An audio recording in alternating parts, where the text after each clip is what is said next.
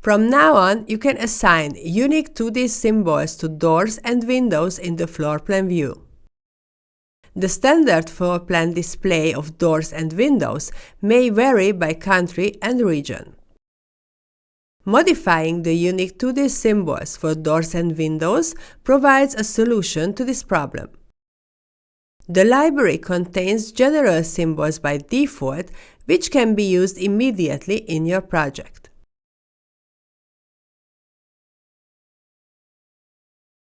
If the symbols in the library do not comply the local standards, we can create our own set.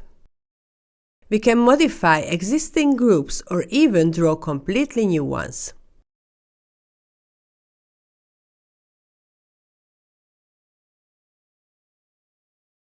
Save the modified symbol as a new group in the library by placing reference points on the four corners of the frame.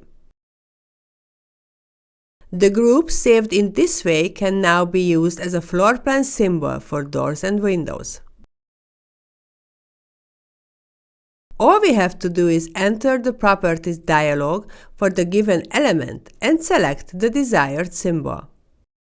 The symbols for all elements belonging to the given style are modified automatically, so we do not have to modify this parameter individually. Occasionally, we can accidentally set the wrong symbol. In this case, there is no problem, as we can simply disable symbol overwriting or even use the Undo button to return to the previous state. Let's see how to create a unique window and door symbol. After drawing the desired shape, save it to the library.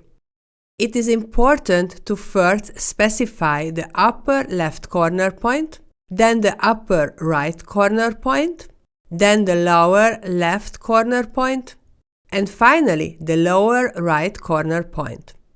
The unique symbol created in this way can be used in any of our projects.